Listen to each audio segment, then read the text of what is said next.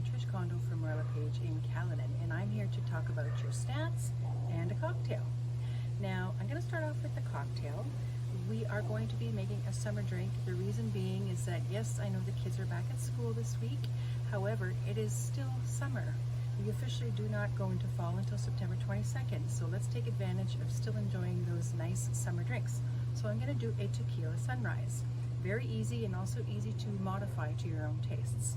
But we're going to do the traditional one today. So I've got a glass of ice, and we are going to take some tequila, any type of tequila that you like. I have Jose Cuervo here, and we are going to put 1.5 ounces of tequila in the glass with ice. There we go. And then we're going to take grenadine, which you can purchase in most grocery stores. It's in the aisles where they sell the soft drinks, and the juices is normally where you will find these. You want about, I'm going to say, 1/4 ounce of this. You don't want too much because it's very sweet. Unless you like very sweet, then by all means, feel free to go ahead and put as much as you'd like. Then we are going to do 3 ounces of orange juice.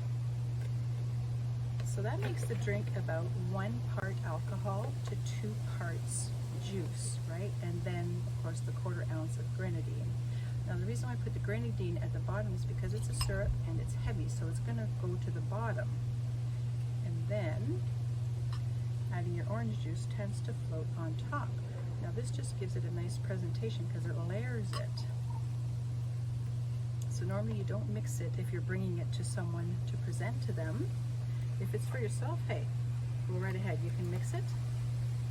But I like the way that it looks when it's layered like this. You can see the grenadine at the bottom, and then it kind of turns into a pinkish and then goes orange. Then I buy these little, toothpicks, fancy toothpicks, or umbrella toothpicks if you can find them.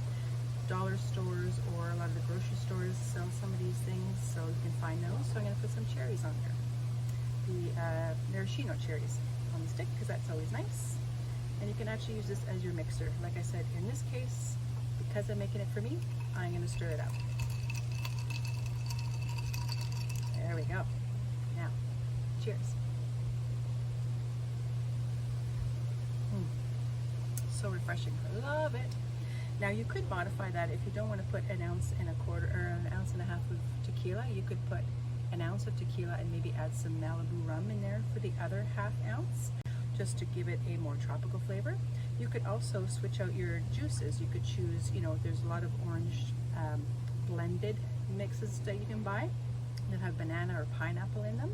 I have made it with half orange and half pineapple before, and that's a really nice mix as well.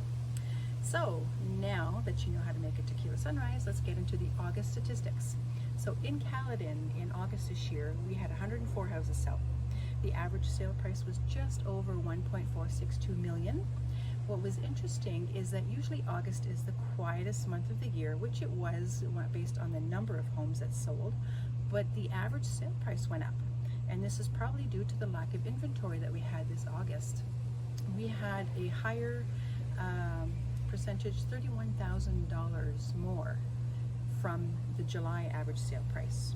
So usually July is busier than August, so we were expecting the prices to be a little bit lower. However, towards the end of August, people who were back from holidays decided to go out and shop, and there was very little inventory, so that brought the prices up. Now, the other thing that was interesting was the average sale, or the sale price percentage based on the asking price. For all of Caledon, it was 102% from asking price. So again, still getting offers over the asking price. But the interesting one that really stood out for me was Semi-Detached Homes. They were on fire. We didn't have many come out on the market this summer, so when they did, they were a hot ticket item, and they actually ended up going for 107% over asking price, which is even higher than the average. So there's some shifts happening there right now. We're starting to see the first-time home buyers get out there because August does tend to be a quieter month. So they were out there competing against each other. In Bolton, we had 27 homes sell, which is quite a low number, but we have had quite a few months this year with low numbers, under 30, just again, due to lack of inventory. The average sale price was just over $1.131 million. So moving forward, it'll be interesting to see what happens in September. Usually the first month of September is always quiet because everyone is focused on getting their kids back to school and everyone is getting out of that summer routine and heading back to work full time. And this does tend to take a little while to adjust. We're also having an election, which does tend to slow the real estate market just slightly. So we'll see what happens, and I'll keep you up to date. So come back here next month and see what happens in September. In the meantime, if you have any questions, please reach out to me. I'm always happy to help and answer any of your questions. Take care.